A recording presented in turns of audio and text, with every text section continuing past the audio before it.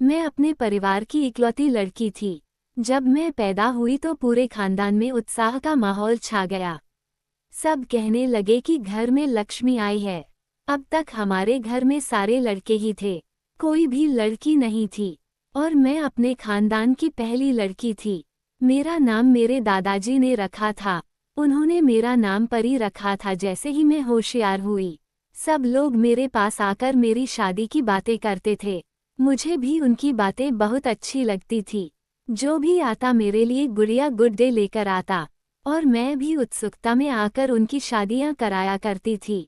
मेरी दादी हर गुड़िया का नाम परी रखती, और खुशी खुशी मेरी गुड़िया गुड्डा की शादी में झूम झूम कर नाचती थी। इसी तरह हंसी खुशी के माहौल से वक्त का पता ही नहीं चला कि वह कब पंख लगाकर उड़ गया, और मैं जवानी की दहलीज पर आ गई। जवान होते होते पूरे खानदान में चर्चे होने लगे कि अब परी की शादी बड़े ही धूमधाम से करी जाएगी। मेरा बचपन से बड़ा अरमान था कि मेरी शादी गांव में हो, क्योंकि शहर की जिंदगी से मैं बोर हो गई थी। असल में मेरे घर में कोई लड़की तो थी नहीं, और स्कूल कॉलेज में भी मेरी कोई सहेली दोस्त नहीं बनी, क्योंकि मुझे लड़कियों से दोस्ती करने की आदत ही नहीं रही थी। क्योंकि मेरे बचपन में कोई भी लड़की मेरे पास नहीं थी, सारे मेरे कजन भाई लड़के ही थे, और मैं घर में पड़ी अकेले अकेले बोर होने लगती थी। शहर की आबोहवा तो आप सबको ही पता है। शहर क्या है? बिल्डिंग का एक जंगल है। और मैं कहानियां भी बहुत पढ़ती थी, तो मेरा जेहन ऐसा बन गया कि मैं चाहती थी मेरी शादी गांव में हो जाए, ताकि गांव की खुली हवा में रहकर मैं अपनी जिंदगी को एंजॉय कर सकूं। और हाँ, एक और सपना था कि मेरी कोई ना कोई नंद ऐसी हो जिसकी शादी ना हुई हो, ताकि मैं शादी के बाद कम से कम एक दोस्त तो सकूं। मुझे अपनी शादी के इतने अरमान थे। मैं हमेशा सोचती थी कि मैं अपने पति के साथ यह जाऊंगी, वहां जाऊंगी, ये करूंगी, वो करूंगी, और बहुत सारे तो ऐसे अरमान थे जो मैं बता भी नहीं सकती। धीरे धीरे मेरी शादी की बात चली, और एक बहुत ही अच्छा रिश्ता हमारी नज़र में आ गया। मेरी दादी ने जाकर जांच पड़ताल की, मेरे भाइयों और पिताजी ने उस रिश्ते की पूछताछ की। सब कुछ समझ में आने के बाद मुझे शादी के बंधन में बांधने का टाइम आ गया। और जैसा मेरा अरमान था कि मेरी शादी गांव में हो, वह पूरा हो गया, और आखिरकार वह दिन भी आ गया जब मैं दुल्हन बनकर शहर से गांव की तरफ आ गई। शादी के कुछ दिन तो बहुत अच्छे गुजरे। हर दिन एक नया उत्साह मेरे अंदर रहता था। रोज लगता था कि आज कुछ नया करने को मिलेगा, कहीं घूमने को मिलेगा, कुछ नया खाने को मिलेगा। और इसी तरह एक महीना पता ही नहीं चला। धीरे धीरे मैं उस परिवार के साथ घुल मिल गई। लेकिन जैसे जैसे मैं खुलती गई मुझे लगता कि यहाँ तो बहुत ही अजीब परिवार है। हालांकि बाकी सब कुछ ठीक था, लेकिन उसके बाद भी घर के अंदर कुछ ऐसी घटनाएं होती थी जिससे मैं हैरान हो जाती। मेरी शादी गांव में हुई थी। जब से मेरी शादी हुई थी, मेरी जिंदगी में अजीबोगरीब हादसे हो रहे थे। पहला तो ये कि मेरा पति शादी के 1 महीने बाद ही विदेश कमाने के लिए चला गया। अब यहाँ मेरी पहचान वाला, मुझे सहारा देने वाला कोई नहीं था, इसलिए मैं अपनी मदद अपने आप ही कर रही थी। एक रात की बात है, जब मैं अकेली अपने कमरे में सोने की तैयारी कर रही थी कि मुझे बाहर से किसी के कदमों की आवाज़ आई। आवाज़ इतनी तेज थी कि मेरे दिल में एक डर सा बैठ गया। उसके बाद मुझे बिल्कुल भी नींद नहीं आ रही थी। मेरा दिल जोर जोर से धड़क रहा था। सुबह तक मुझे नींद नहीं आई। बाद में न जाने मेरी आंख कब लग गई। अभी मुझे सोए हुए 1 घंटा ही हुआ था कि मेरी सासू माँ ने मेरा दरवाजा खटखटाया। बहू, क्या अभी तक सो रही हो? उनकी आवाज़ सुनकर मैं चौंक गई, क्योंकि मुझे अभी 1 ही घंटा हुआ था सोए हुए। मैं अपनी आंखें मचलती हुई आई और मेरी आंखें लाल थी। मेरी आंखों को देखकर मेरी सासू माँ हैरान हो गई। क्या हुआ बेटी, सब ठीक तो है? मैंने सारी बात बताई कि रात को किसी के कदमों की आवाज़ सुनकर मैं डर गई थी। मेरी बात सुनकर सास बोली, बिटिया, घर इतना बड़ा है कि अच्छा भला इंसान भी डर जाए। तुम ऐसा करना, कल से अपनी ननंद के कमरे में उसके साथ ही सो जाना। आखिर वह तो तेरी बहन जैसी ही है। मुझे सास की यह बात अजीब सी लगी थी, लेकिन मैंने कहा, ठीक है माँ जी, मैं कल से कोमल दीदी के कमरे में सो जाऊंगी। फिर मैं नाश्ता बनाने लग गई। अभी तक कोमल सोई हुई थी। फिर हमने उसे उठाया और हम सब ने मिलकर एक साथ नाश्ता किया। इसके बाद मेरी ननंद कॉलेज चली गई और मैं दिन भर यही सोचती रही कि आज रात भर किस चीज़ की आवाज़ आ रही थी। लेकिन मैंने इस बात का जिक्र किसी से भी नहीं किया। शाम हुई तो मैं यहाँ बातें भूल गई। लेकिन सोने से पहले याद आया कि माँ जी ने मुझे कोमल दीदी के कमरे में सोने के लिए कहा था। मैंने उनका दरवाज़ा खटखटाया। उन्होंने दरवाज़ा खोला और बोली, भाभी सब ठीक तो है? मैंने कहा, माँ जी ने कहा था कि मैं आपके कमरे में सो जाऊं।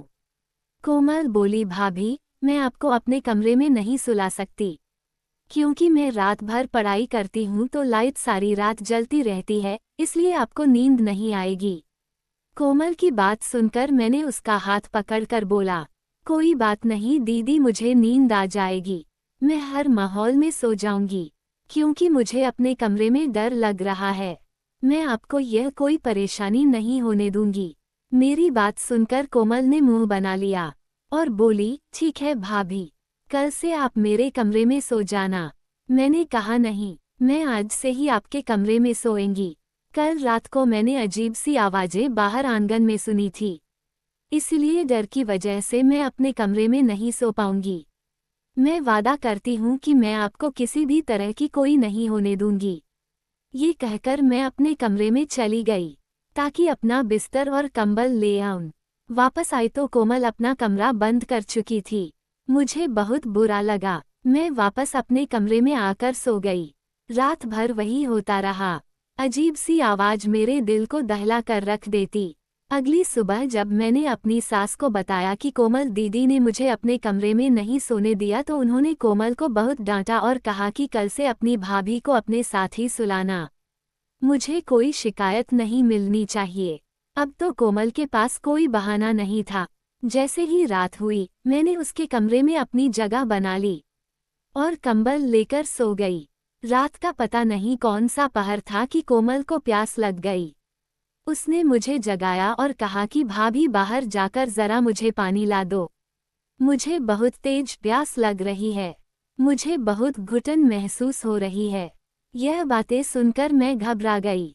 क्या हुआ कोमल, तुमने रात को क्या खाया था? वह बोली, आप जाओ, जाकर मेरे लिए पानी लेकर आओ। मैं शर्मिंदा होकर उठी और पानी लेने के लिए दरवाजे से बाहर निकल गई। मैंने देखा कि कोमल मेरी तरफ गुस्से से भरी नज़रों से घूर रही थी। मैं पानी लेने के लिए चली गई, पर जब मैं वापस आई तो दरवाज़ा अंदर से बंद था। मैं हैरान रह गई। उसने दरवाज़ा अंदर से लॉक कर लिया था। मैंने दरवाज़ा खटखटाया पर उसने दरवाज़ा नहीं खोला। मेरी डर की वजह से जान निकल गई। एक तो रात का अंधेरा, ऊपर से घर भी इतना बड़ा था कि एक कमरे से दूसरे कमरे में जाते समय बहुत डर लगता था। मैं 10 मिनट तक कोमल के कमरे के बाहर ही खड़ी रही पर उसने दरवाज़ा नहीं खोला। मैं भागती हुई अपने कमरे की तरफ गई, पर मुझे बहुत डर लग रहा था। मैंने जैसे तैसे करके अपने कमरे की लाइट ऑन की और अच्छी तरह से इधर उधर देखा और अंदर से कुंडी लगाकर अपने बेड पर लेट गई। फिर अचानक किसी शोर से मेरी आंख खुल गई। ये बिल्कुल वैसा ही शोर था। इस शोर को सुनते ही डर की वजह से मेरी हालत खराब हो जाती। काफ़ी रात गुजर गई और सवेरा भी हो गया और वह शोर भी बंद हो गया। अब मैंने राहत की सांस ली। सुबह मेरी आंख खुली और अब मैंने तय कर लिया था कि अब मैं जानकर ही रहूंगी कि कोमल मुझे अपने कमरे में सोने क्यों नहीं दे रही। मैंने इस बारे में अपनी सास से कोई शिकायत नहीं की, पर मुझसे रहा नहीं गया और मैंने अपनी नंद से पूछ ही लिया तो पलटकर वो तो मुझे ही सुनाने लगी। कहने लगी कि भाभी, मैंने कल आपको पानी लेने भेजा था, पर उसके बाद ना जाने आप कहाँ चली गई। मैं आपका इंतजार करती रही। ये बात सुनकर मैं हैरान रह गई कि लोग कितने मतलबी और झूठ होते हैं। लेकिन हम क्या कर सकते हैं। मैं अभी रात को कोमल के कमरे में सो गई। रात को फिर से वही तमाशा हुआ। उसने मुझे पानी के लिए जगाया। मैंने उससे वादा लिया कि वह दरवाज़ा नहीं बंद करेगी। फिर उसने फिर से वही हरकत की, दरवाज़ा अंदर से बंद कर लिया था। मुझे फिर से अपने कमरे में जाकर सोना पड़ा। अब मैंने सोच लिया कि अब कल से मैं पानी लेने नहीं जाऊंगी। मैंने अगली सुबह कोमल से कोई शिकायत नहीं की। दिन गुजर गया और मैं रात को फिर से उसके कमरे में सो गई। रात के 1:30 बजे उसने मुझे वैसे ही जगाया और बोली, भाभी मुझे घबराहट हो रही है, मेरे लिए पानी ले आओ। पर मैंने अपनी आंखें नहीं खोली। मैंने सोने की भरपूर एक्टिंग की, उसने मुझे जगाने की बहुत कोशिश की पर मैंने आंखें नहीं खोली। वो मुझे बार बार जगाने की बहुत कोशिश कर रही थी, पर मैं उठने वालों में से नहीं थी। फिर उसने मुझे ऊंची ऊंची आवाज लगाई पर मैं बिल्कुल भी हिली नहीं। कोमल को यकीन हो गया कि मैं गहरी नींद में सो चुकी हूँ, तो उसने अपने कमरे की अलमारी खोली जिसकी चाबी उसके पास ही रखी हुई थी। फिर उसने अलमारी में से एक पोटली निकाली और एक नज़र मेरी तरफ देखा। फिर अपने कमरे की खिड़की खोली और बाहर छलांग लगा दी। ये देखकर मेरे तो होश उड़ गए। हे भगवान, ये लड़की रात के समय कहाँ जा रही है? उसको घर की इज्जत का कोई ख्याल होना चाहिए था।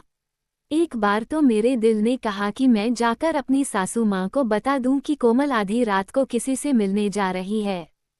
फिर मैंने सोचा कि इसमें हम सबकी बदनामी है, और इसलिए फिर मैंने सोचा कि पहले मैं खुद कोमल को समझा कर देखूंगी। मैं बिस्तर पर लेटी हुई थी कि फिर से खिड़की खुली थी। आवाज आई। मैंने उठकर खिड़की बंद नहीं की थी। मैं बहुत डर गई थी। मैं चुपचाप लेटी रही, देखा तो कोमल कमरे की खिड़की से दोबारा वापस अंदर आ रही थी। उसने खिड़की और अलमारी बंद कर दी और अलमारी की चाबी अपने पास ही रख ली। मैं तो हैरत के साथ उसकी तरफ देखती रह गई थी, लेकिन ये तो बड़ी बहादुर निकली। अब मुझे समझ आया कि कोमल मुझे रात को पानी के बहाने कमरे से बाहर क्यों भेजती थी। मेरे दिमाग में एक आइडिया आया कि अगले दिन कोमल के कमरे में सोने से पहले मैं उसको सख्ती से मना कर दूंगी कि आधी रात को मुझे पानी के लिए मत जगाया करो, मेरी नींद खराब होती है। इसलिए मैं आज पहले ही जग में पानी भरकर लेकर आई हूँ और टेबल पर रख दिया है। और अब उसके पास कोई बहाना नहीं था कि वहाँ मुझे रात को जगाए। रात के उसी पहर वह बिस्तर से उठी और अलमारी में झांकने लगी। मैं सोने का ड्रामा कर रही थी, उसने वैसा ही किया। खिड़की खोली और बाहर छलांग लगा दी। मैं हैरानी से ये सब देख रही थी। अब मुझसे सब्र नहीं हो रहा था, इसलिए मैं भी बेड से उठी और कोमल की तरह ही मैंने भी खिड़की से बाहर छलांग लगा दी। खिड़की ज्यादा ऊंचाई पर नहीं थी। यहाँ खिड़की घर के पिछवाड़े में खुलती थी। कोमल बड़ी तेज रफ्तार से चल रही थी। मैं भी उसके पीछे पीछे चल रही थी, पर मुझे बहुत डर लग रहा था। फिर मैंने सोचा मेरी ननंद बहादुर और दिलेर है, फिर मुझे किस बात का डर, जबकि मैं तो सच की तलाश के लिए जा रही थी। थोड़ी देर बाद में कोमल ने पीछे मुड़कर देखा, पर भगवान का शुक्र है कि उसकी नज़र मुझ पर नहीं पड़ी। यह एक पुराना खंडहर था, शायद कोई कब्रिस्तान था, और कोमल वहां अंदर चली गई और जाकर ना जाने क्यों बाहर जमीन पर बैठकर मिट्टी खोदने लग गई। उसे ऐसा करता देख मैं तो उल्टे पैर वापस मुड़कर घर आ गई। फिर मैंने सोचा कोमल को कैसे काबू किया जाए। बैठे बैठे मेरे दिमाग में एक और आइडिया आया। मैं कोमल से सारी हकीकत जानना चाहती थी। घर के बाकी सारे दरवाजे बंद होते थे, इसलिए कोमल के आने जाने का रास्ता वह खिड़की ही थी। मैंने उस खिड़की को अंदर से बंद कर दिया और खुद बेड के पास बैठ गई। मैं कोमल के आने का इंतजार कर रही थी। तकरीबन 1 घंटे बाद मुझे कोमल के आने की आहट हुई। मैं चौकन्नी होकर बैठ गई। कोमल ने धीरे से खिड़की खोलने की कोशिश की, पर खिड़की तो अंदर से बंद थी। फिर मैंने उसको अंदर से कहा, कोमल मुझे तेरी हकीकत का अंदाजा हो गया है। अब जब तक तुम मुझे पूरी बात नहीं बता देती, मैं खिड़की नहीं खोलूंगी और तुम सुबह तक घर से बाहर ही रहोगी। घर वाले तुम्हारे बारे में क्या सोचेंगे, इस बात का अंदाजा तुम खुद ही लगा लो। मेरी बातों को सुनकर कोमल गुस्से में आ गई। अरे भाभी, तुम पागल तो नहीं हो गई?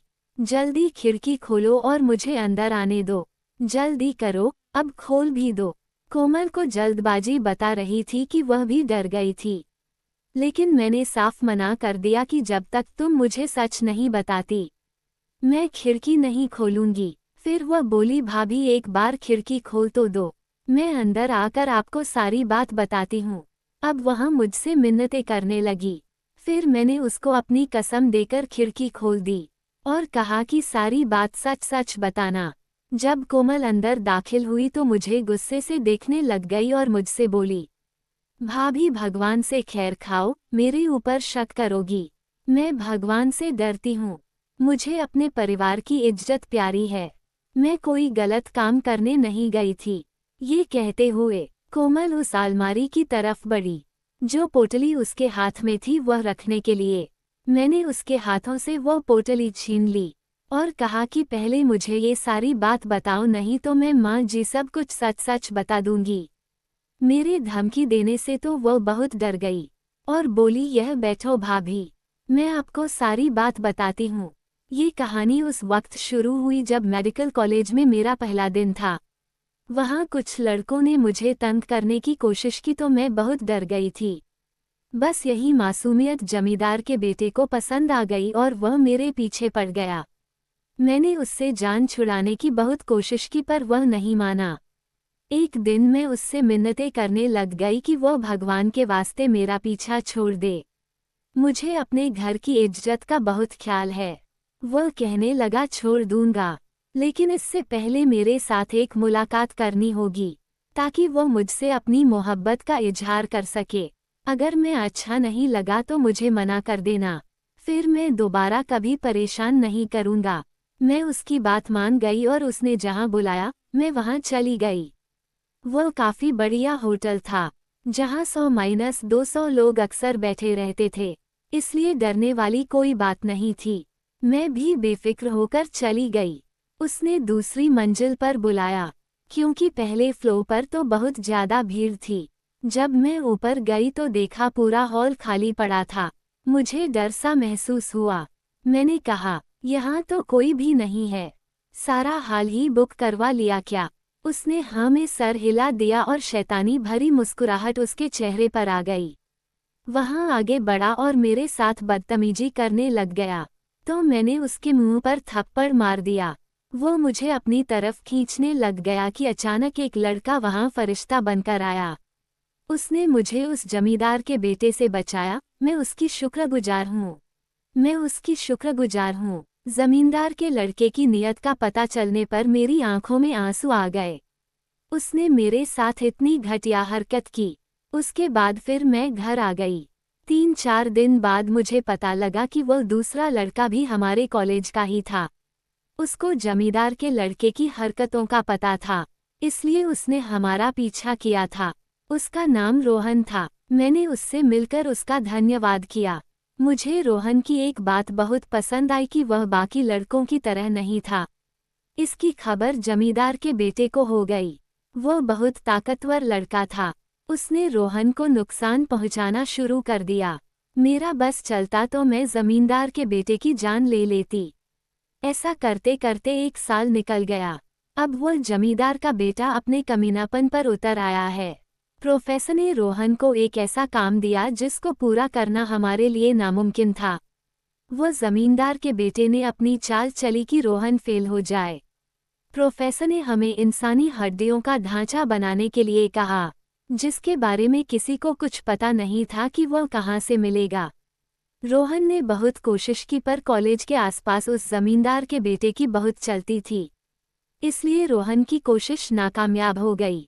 इसलिए मैंने उसकी मदद करने की ठान ली, क्योंकि उसने उस समय में मेरी मदद की थी जब मैं बिल्कुल बेबस थी। फिर मैंने पुराने कब्रों की तलाश करना शुरू कर दिया। किसी ने बताया था कि कब्रिस्तान में इंसानी हड्डियां मिल जाती हैं।